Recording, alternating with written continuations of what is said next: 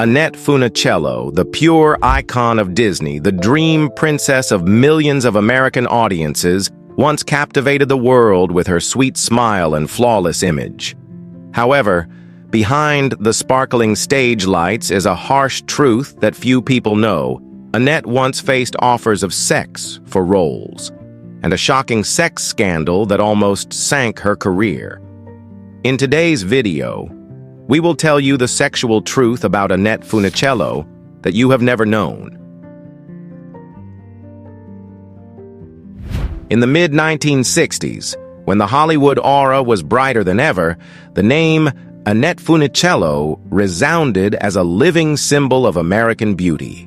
After her success with Disney and the famous beach series with Frankie Avalon, Annette entered the most brilliant period of her career, a moment when every director and producer wanted her in their project. Her angelic face, deep blue eyes, tanned skin, and pure charm captivated the public and professionals. It was during that period that Annette accepted to participate in a blockbuster film set in the ocean, a large project with a huge budget, filmed for a long time on an isolated island off the coast of California. The film required a wild, natural setting, almost no media signals, a space almost completely isolated from the outside world. And there, fate brought her to meet the man who would change her life forever. He was the executive producer of the project, a man who had won many awards, was powerful in the film industry, and was known for his sharpness in his work. Despite being in his 40s, his demeanor was still admirable, worldly, calm, and always keeping a proper distance. He came to the island with his crew while his wife and 2 children remained in Los Angeles, where he lived in a luxurious villa with an image of a perfect family that was constantly praised by the media. Their first meeting took place on the beach when the crew took a break at the end of the day's shooting. Annette, still in her thin swimsuit, was sitting alone on the sand, watching the sunset in the distance. He approached, not as a producer, but as a normal man attracted to a girl who was too lonely in that simulated paradise. The first conversation didn't talk much about movies. They told each other stories about their childhoods, about the pressure of being famous too early, about dreams they hadn't lived. She talked about being trapped in the image of a Disney angel, where mistakes weren't allowed or loved the wrong person. He talked about feeling trapped in a passionless marriage, where everything was right, but there was no emotion. The following evenings, they would quietly leave the film crew party, walk together under the moonlight, share feelings that no one else could understand. And then, after just a few weeks from the first glance, from small gestures like a light touch on the shoulder or a smile when meeting familiar eyes, a feeling arose silently, intensely, and dangerously. Their relationship began like a quiet wind. No one knew. No one suspected. They cleverly hid themselves during group meals, sent each other handwritten notes instead of text messages, and chose secluded corners in nature to be together. But, like anything in Hollywood, where no secret can be kept forever, what had to happen, happened. One day, an assistant accidentally caught them sitting next to each other after a night shoot. Rumors spread like wildfire. Although both tried to deny it, the intimate photos that were leaked afterward, Annette's happy smile as she leaned on his shoulder, or his affectionate gaze towards her in a behind-the-scenes moment, destroyed all denials. When the news reached Los Angeles, his wife immediately left the mansion and filed for divorce within a week. Annette became the focus of public criticism, the once icon goddess now labeled as the person who ruined other people's happiness. Film contracts were suspended, brands turned their backs on her, and Disney, which once considered her a real daughter, remained coldly silent. But what was more painful was that the relationship, although it started with sincere feelings, could not overcome the storm of public opinion and prejudice. He chose to withdraw from the industry in silence. As for Annette Funicello, Although she still smiled brightly at later events, she carried a void that has never been filled. The media has also pondered many times, was it a mistake or a love born at the wrong time?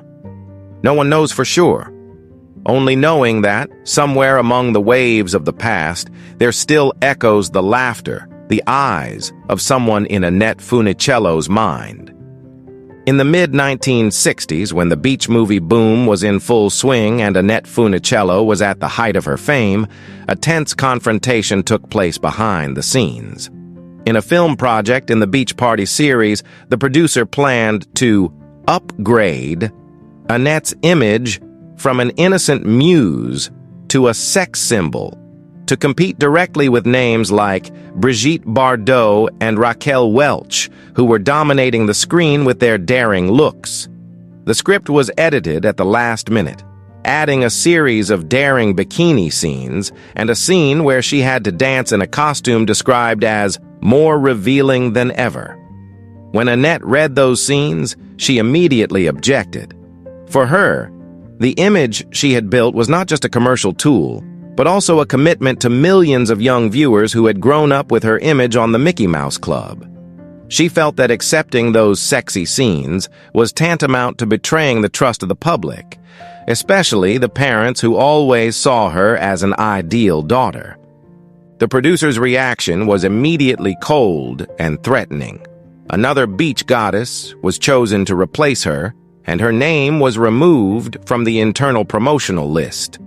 The atmosphere was so tense that Disney had to intervene as a mediator, knowing that the scandal could seriously affect the image of its favorite child. In the eyes of many co-stars, Annette is not only Disney's darling, but also the one who is always chosen for the main role, always favored by the director, and always praised by the audience. Some actresses think that she does not need to try too hard to be famous, simply because she is too beautiful, too innocent, and always maintains a perfect image to the point of annoyance. That unintentionally creates a wave of jealousy behind the scenes. An incident that happened right before the live recording of a nationally broadcast music show is considered the peak of this jealousy. According to an anonymous backstage staff, Annette's performance costume, which was custom-made and kept in the dressing room, disappeared strangely just a few minutes before the broadcast. In a panic, she had to borrow an ill-fitting spare outfit, and although she went on stage and performed as if nothing had happened, close-knit audiences noticed that Annette seemed less confident and less radiant than usual. Although no one dared to publicly admit her mistake, backstage sources confirmed that the outfit had been hidden by a female colleague who had been dropped from the lead role just a few months earlier. Annette never spoke out about the incident, and even thanked the crew for helping her adapt in time. In 1960, an accident almost took the life of Annette Funicello while filming Beach Party. The incident happened on a sunny day at Zuma Beach, Malibu, a popular outdoor filming location for beach movies. Annette, who had no real experience with a surfboard at the time, was instructed to do a simple surfing scene close to shore. Although she had a stunt double for more dangerous scenes, the director, in an effort to create authenticity, wanted to get a few close-ups of her performing the move for real. At first, everything went smoothly. Annette kept her balance on the board and the audience cheered from afar as if it were a real performance. But then, a wave suddenly came, larger than expected. She lost control, fell hard into the water, and unfortunately hit her head on a coral reef near the edge of the shore. Annette lost consciousness for a moment, and the entire set fell into chaos. A member of the rescue team dove in and pulled her to shore while paramedics rushed to the scene. Blood was pouring from her forehead, sand was all over her, and she was barely responsive. It was clear to everyone that tragedy was about to strike in the midst of what seemed like the happiest, most perfect scene. However, just a few hours after being taken to the local hospital, she regained consciousness. Fortunately, the collision did not cause serious intracranial damage, just a deep laceration and a mild concussion. But the fear was still deeply ingrained in her mind and the production team. Instead of announcing the incident, the media team decided to remain completely silent. No articles were reported, no press releases were issued. Behind-the-scenes images of that day's filming were also carefully edited, because for the producer, Annette could not appear weak or in distress. She was the symbol of summer, the symbol of invincibility. After the incident, Annette continued filming the remaining scenes as if nothing had happened, even though she was still in pain and had to wear heavy makeup to cover the wound. Not everyone knows that during her prime, Annette had faced many indecent proposals, suggestions that seemed polite, but were actually a naked exchange of power and dignity. Once, after an audition for a major project outside of Disney, she was invited by a famous producer to have a private dinner to discuss the role in more detail. Annette, then in her early 20s, still carrying the innocence of a good girl coming from the Disney roof, felt that something was wrong. And she was right. At the hotel where the private work evening was promised, the meal quickly turned into a flirtation full of hidden meanings. The powerful man, instead of talking about the script, started mentioning that the role requires genuine emotions and deep understanding between the actor and the director, phrases used as a screen to cover up the true nature of the solicitation. When Annette flatly refused, he simply smirked and ended the meeting with a vague statement. You know, in Hollywood, if you know how to please the right person, your career will never be in trouble. Annette left quietly, feeling hurt not only because of the personal insult, but also because she saw clearly for the first time the dark side of the world she was living in. As one of the few artists who were loyal to a pure image, she always tried to protect herself from the spiral of hypocrisy, but that also meant she had to say no to many great opportunities just because she refused to compromise. Such experiences not only made Annette mature faster, but also helped her build a steadfast image of a woman who dared to stand up in a treacherous Hollywood, choosing to keep her dignity instead of trading it for glory. And perhaps that is what made her image last in the hearts of audiences for many generations, not only because she was the first Mickey Mouse, but because she lived truthfully, loved truthfully, and fought truthfully to keep the purest part of herself in the never-ending spotlight. If you find Annette Funicello's video interesting and meaningful, please leave a number 1 as a motivation for us to continue writing about the actors. If you feel Annette's strength, please leave a comment number 1. And don't forget to like and subscribe to give us more motivation to continue telling other true stories from Hollywood. In the mid-1960s, when the Hollywood aura was brighter than ever, the name Annette Funicello resounded as a living symbol of American beauty. After her success with Disney and the famous beach series with Frankie Avalon, Annette entered the most brilliant period of her career, a moment when every director and producer wanted her in their project. Her angelic face, deep blue eyes, tan skin, and pure charm captivated the public and professionals.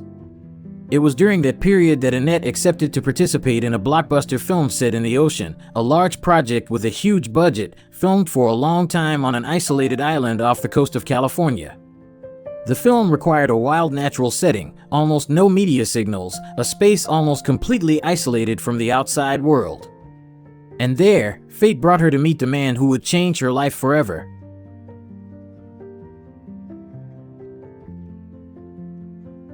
He was the executive producer of the project, a man who had won many awards, was powerful in the film industry, and was known for his sharpness in his work. Despite being in his 40s, his demeanor was still admirable, worldly, calm, and always keeping a proper distance. He came to the island with his crew, while his wife and 2 children remained in Los Angeles, where he lived in a luxurious villa with an image of a perfect family that was constantly praised by the media. Their first meeting took place on the beach